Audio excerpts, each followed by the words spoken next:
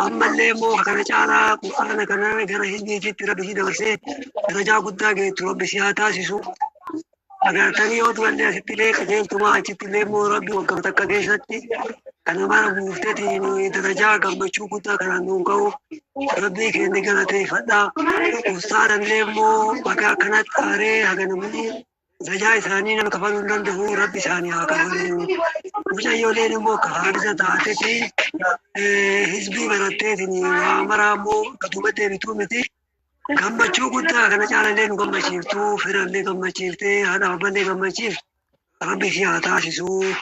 Isinillee ustaazan barsiiftanii har'aan geettan barakaa guddaa godhaa wanni qura'aana caalan jiru jajaa keessan immoo rabbi isin haa deebi'u.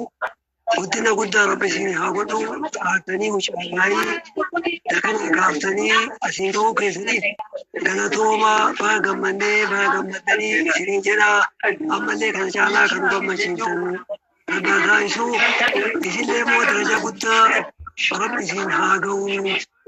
Ilmi baratteetini birataltee ilmi baratu rabbi ishee haa taasisu. Guddina guddaa asitti illee qajeeltuma rabbi ishee haa qajeelchu. Ammallee immoo rabbi ishee haabbisee kana mara qur'aana kana kana haffasuun kun waan guddaadha. Ammallee immoo kana caalaa nama ilmii barateetini biyya barsiisu rabbi ishee haa taasisu. Isinillee ulfaadhaa gajaa keessa rabbi haa deebi'u. Rabbi isin haa barakachiisu. Ustaazan garaagaraa baatanii barsiiftanii eebba isiirraa argamtan kun rabbi guddina guddaa isinii haa godhu. Du'aa dhiisaniif aamiin jenna. Abbaa barataa Firdoosaa. Gammachuu akkamtu isinitti dhaga'amaarra mucayyoon teessan qura'aana jiru 30 kanaatee fixuudha. Sadarkaa kana ga'uun namni immoo intala yookaan ilma isaa barsiifate rabbiin biratti darajaa guddaa qabaachuu isaatiif mucayyoon teessan diin isinii barattee qura'aana xumuruu kana gammachuu akkam keessa jirtan laata?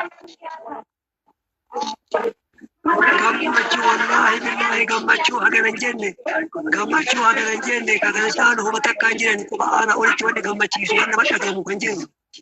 Battaamiti gammannee firrinatti gammadee yaa'ee dhiiraa dubartiin asitti mana guuteetiin as taa'aa jira. Gammachummaa kana caalan jiru. Hin dhagaa jirraan hafnaa qaban garatti hafnaa qabannaan. Alhamdulillah shukrii isatti haa jiraatu. Barakaa godhaa isinillee warri isin barsiifanii isin beektan isinilleen immoo kaammallee itti hubteetumaan ilmi moxootu rabbi ishee haa taasisu.